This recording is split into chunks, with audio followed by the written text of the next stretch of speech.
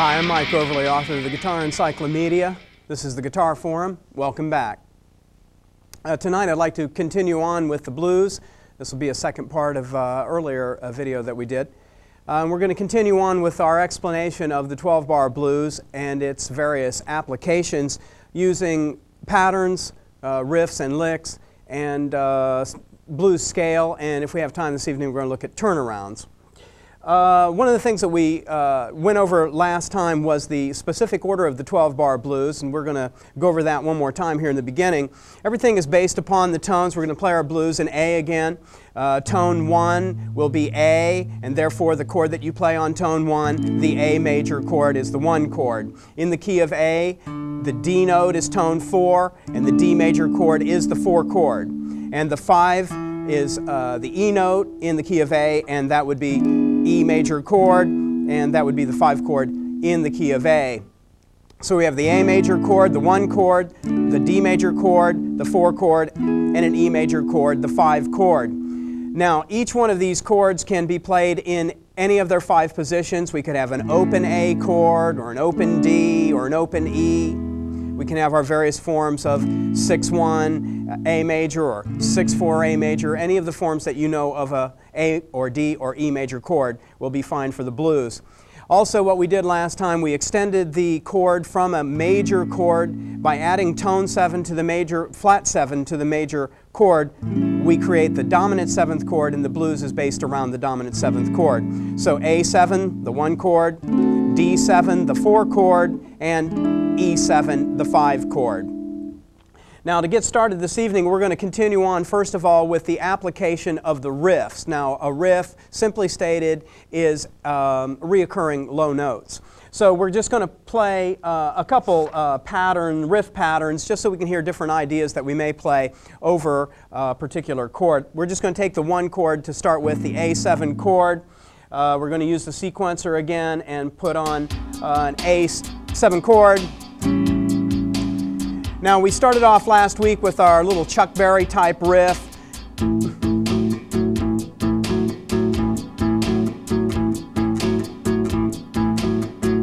Now, there are many, many riffs that can be played during the 3 chords of the 12-bar blues.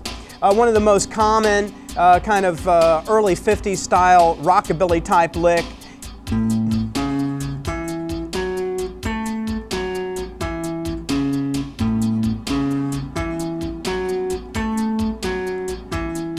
Now, of course, all these riffs and licks can be considered as their tones. That particular little rockabilly riff was tone 1, tone 3, tone 5, tone 6, and tone 8. Now, you can double each one of those tones. We can put a little echo on there.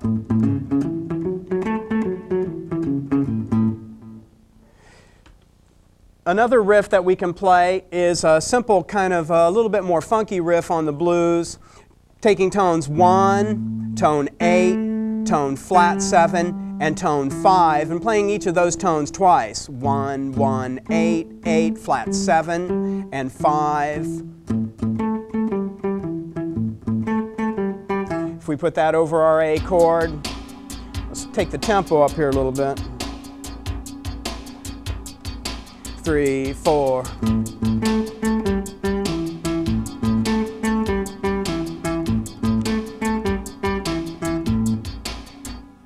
There are many, many riffs that can be played against those 12-bar changes. That'll give you a few ideas. What we'll now do is go back to the regular 12-bar progression.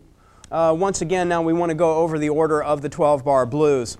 We're going to start with the most basic 12-bar blues progression, and that is that you're going to play the 1 chord for 4 measures. So in measure 1, you have the A7 chord, we're in the key of A. Measure 2 is A7, measure 3 is A7, and measure 4 is A7. Then on the 5th measure, we go to the 4 chord, which is D7. And then in measure 6 is also D7, the 4 chord.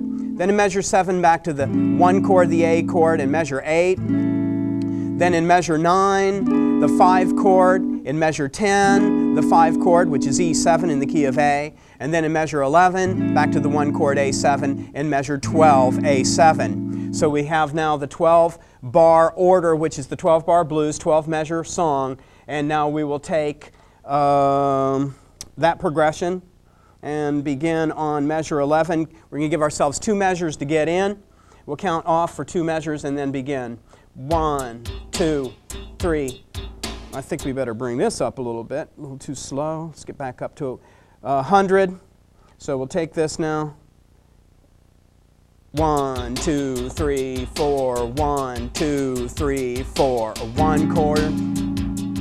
The 1 chord, measure 2. 1 chord on measure 3. And 1 chord on measure 4.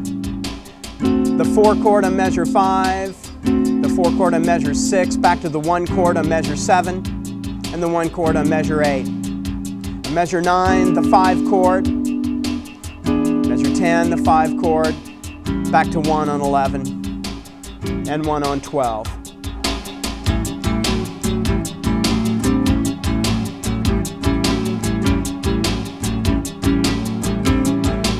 Measure 5, the 4 chord. Back to the 1 chord. The 5 chord.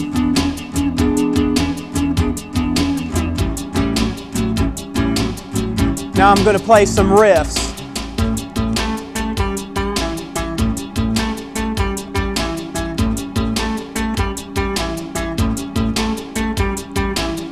The same riff on the 4 chord.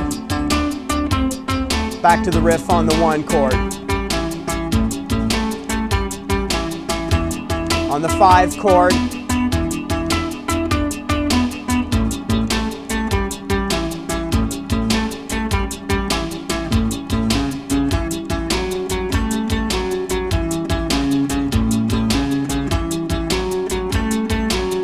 The 4 chord.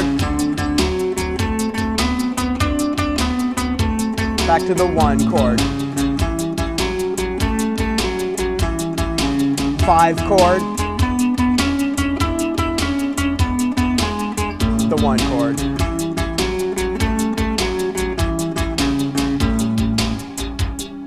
Okay, so what we can see is that the 12-bar blues order remains the same. It's the application of various ideas, riffs and licks and arpeggios and scales applied to the 12-bar blues that makes it begin to sound like a song rather than just the chord progressions themselves. Now, like I said, there are many, many riff patterns that can be utilized. Those are just a few to illustrate that riff pattern idea. Now, the next most important thing in the 12-bar blues is the fact that this progression can then become more complicated, let's say, in the sense that what we're going to now begin to do is fill in some of the measures that we were holding as a particular chord. So what's going to happen now, I'm going to go back into the sequencer, and now what I'm going to do is I'm going to insert in the second measure the 4 chord. And then I'm going to put D7 on the 10th measure and E7 on the 12th measure. Now what's occurring this time is we're taking the same 12 measures, but instead of, as we did on the first progression, having 4 measures of the 1 chord, in that case A7, we're now going to change the progression, and in the first measure we're going to play the 1 chord A7, but in the second measure we're going to go to the 4 chord D7.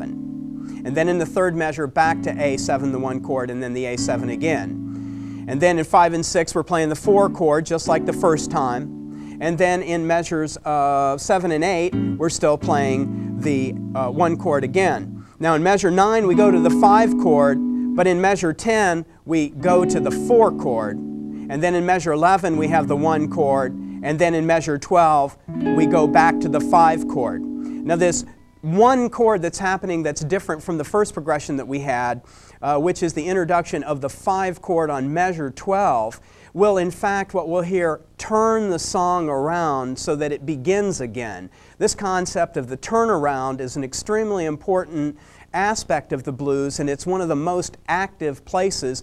Measures 11 and 12 of the 12-bar blues is where you can begin to put a lot of other chords in measures 11 and 12 to create much more complex turnarounds, a little short chord progression that turns you back around the beginning. But even in fact, just 1 chord being added to the 12th measure, the 5 chord E7 in the key of A, will in effect turn the song back around. So now what we have is our 12-bar blues with some additional chords. We are still only playing 3 chords, like we had said in our first part of the blues series, that we're only using the 1 chord, the 4 chord, and the 5 chord, but the order in which we play those chords have now been changed. So here's the 12-bar blues with those additional chords added, and we're going to do 2 measures to start ourselves off.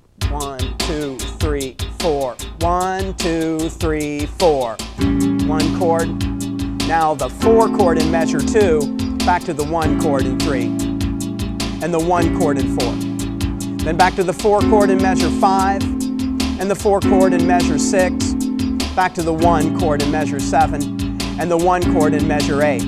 Now the 5 chord, measure 9, the 4 chord in measure 10, the 1 chord in measure 11, and the turnaround 5 chord.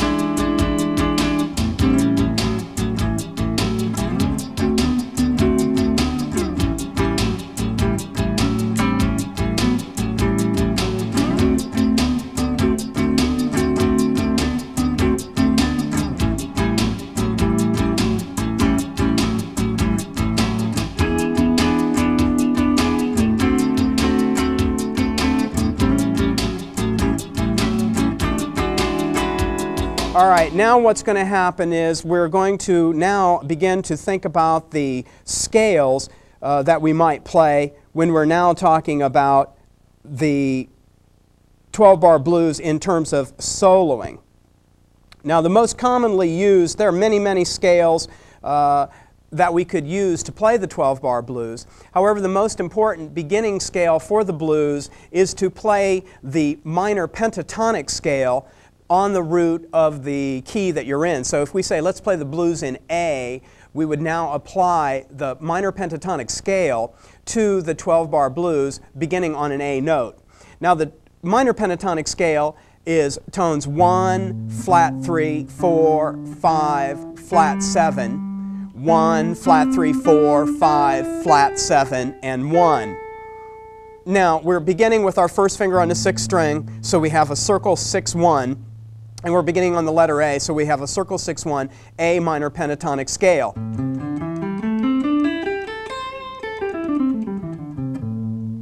Now, this beginning minor pentatonic scale, then, can be altered to create what we call the blues scale. Now, the blues scale is created by taking the minor pentatonic scale and adding tone flat 5. Now the minor pentatonic scale goes 1, flat 3, 4, 5, flat 7, 8. The blues scale adds tone flat 5 to those 5 tones of the minor pentatonic scale. So 1, flat 3, 4, flat 5, 5, flat 7. Now second octave, 1, flat 3, 4, flat 5, 5, flat 7, tone 1 and flat 3.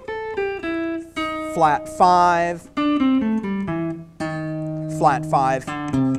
Now it's this usage of flat 5 that creates the blues sound. Now technically when we play the guitar there are many, many approaches that we can use to tone flat 5. Basically we're approaching it from tone 4, our tone 4, 1, flat 3, 4, and its octave 4, and flat 5, flat 5. Now if we take tone 4 on the 3rd string, we can now play tone 4, flat 5, 4, flat 3, 1. Now we're beginning to make what we call licks, and licks are reoccurring high notes that are based upon the scale that you're playing. So we have this 4, flat 5, 4, flat 3, 1. Now if we put that with our track, I'm going to slow the change down to make it a little slower.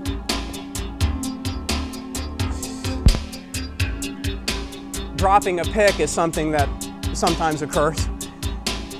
So we have tone flat 5 and 4, flat 3 and 1. And it's this flat 5, 5 dissonance that creates the blues sound. So here's a lick.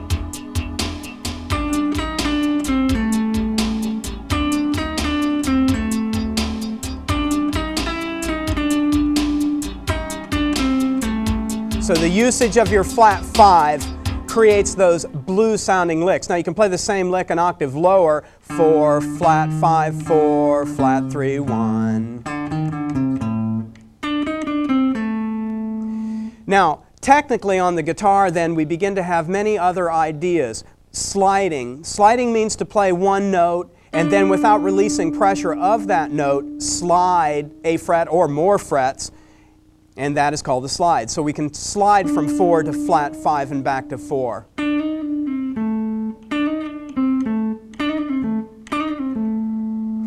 Bending. Bending says produce a tone and then push the string up, bend, until the pitch that you wish to achieve, whether that's going to be flat 5, or you could bend up to the tone 5. So you have half step bends to flat 5, whole step bends, 2 frets to tone 5. Now if tone 4 to 5 are more rock licks, 4 to flat 5 half step licks are blues licks. We can also hammer and pull. Now a hammer is when you play a tone and slap your next finger down to create the sound without striking the string again. This is called a hammer. So I'm hammering from 4 to flat 5. A pull-off is just the opposite, where you strike a tone and snap your finger off to produce the next tone without striking the string again, so flat 5 pulling off to 4. So hammer, pull-off. Consecutive hammer and pull-offs is called a trill. Now, the point of doing those various techniques is that we can take 4, flat 5, 4, flat 3, 1 and play this one lick many different ways technically on the guitar. Even though theoretically it's the same tones, 4, flat 5, 4, flat 3, 1, I can now play them as individual notes, picking every one of them. I can slide them. I can hammer pull them, or I can bend them. Opposite of the bend, which means to push up and go higher, is the release, where you release and let it go back to the original pitch. So bend, release. So I can bend, release that 4, flat 5, bend, release, flat 3, 1. So, picking every note, sliding every note, hammering, pull the note, bend, release the note. So when we put these, so the idea there is that you can take the same little bit of the scale, in this case the flat 5, 4, flat 3, 1, and make it sound many different ways according to the techniques that you use. Put the track back on, and now we have the individual strikes. Now we can have the slide lick. We can have hammer pull licks. We can have bend release licks. Now when you put those back in your scale,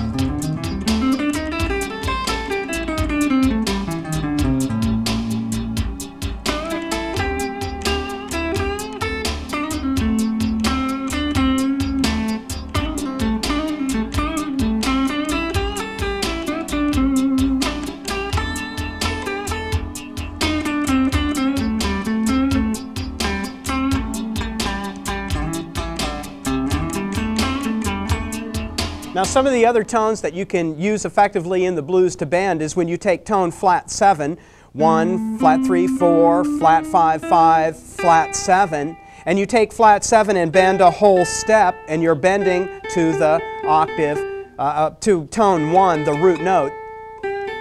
So I can bend flat 7 up to 15, the root note. Vibrato is when you shake the note once you get up. Miniature bend release. So I can have my bended lick on 4 flat 5 and my bend on the flat 7 to 15. I can also take that flat 3 that I have on the first string and bend it to 4. So same sound I would get from flat 3 to 4, I bend. Flat 7 to 1, flat 4 to flat 5. So put it back on the track.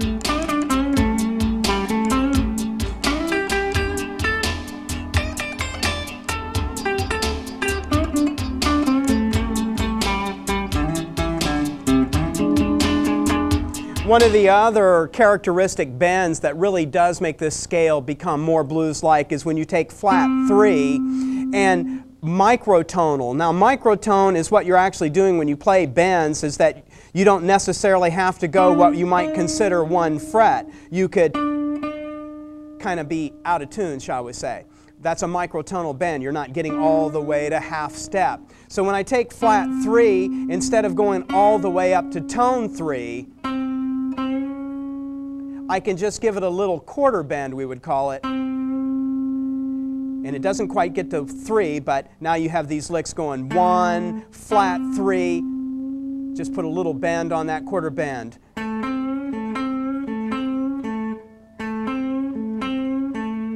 These are all extremely characteristic tones that you use in the bending of the blues that will give you a much more characteristic style of the blues rather than playing a real stiff,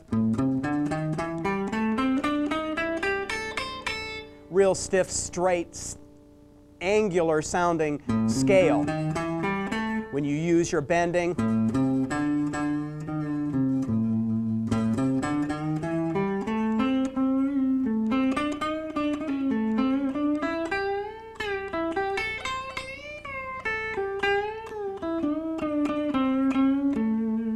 you can hear that everything is in flux. Everything is always moving around and nothing really just stays as some stuck note. It's always moving, shaking or bending, sliding.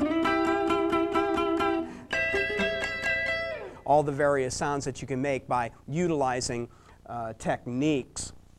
Now, to continue on with the progression itself of the 12-bar blues now, we're now going to add in measure 9, we're going to place now the 2 chords. So we're expanding the actual 12 measures of the 12-bar blues by going to measure 9. If I can see here in the light. Tough in here. And I'm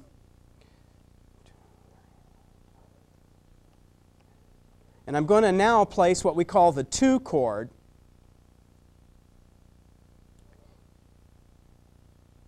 So here's what we're going to get now. In the major scale, which is where we get all our tones, we have tone 1, tone 2, 3, 4, 5, 6, 7, 8. Now we've seen that we're playing a chord on the 1 chord, and on the 4, on tone 4, the 4 chord, and on tone 5, the 5 chord. Now what we're going to do is we're actually going to put now the dominant 7th chord on tone 2, which in the key of A would be the B. So we're going to now in measure 9 put the 2 chord, and then in measure 10 the 5 chord, and then measure 11 the 1 chord, and measure 12 the 5 chord. So now we have an additional chord added. With more chords added, we have more possibility of playing a more melodic solo because we have more chords to play through. This time I'm going to start with a 2-measure phrase, and then I'll play the chord so you can see where the 2 chord actually fits into this progression in measure 9. 2-measure intro, 1, 2, 3, 4, 1, 2, ready, play. 1 chord, the 4 chord in measure 2, back to the 1 chord, in measure 4, the 1 chord. Measure 5 is the 4 chord, 4 chord, back to the 1 chord. Now here's your 2 chord, the 5 chord, back to the 1.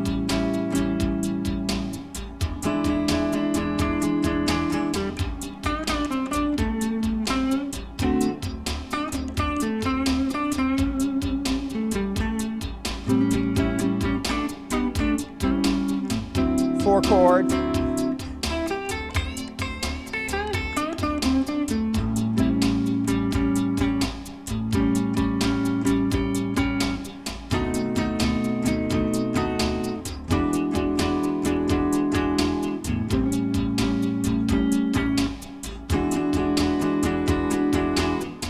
So you can see that you can begin to develop the 12-bar blues by adding chords and create many, many different songs actually that are based on a more progressive or complex 12-bar arrangement.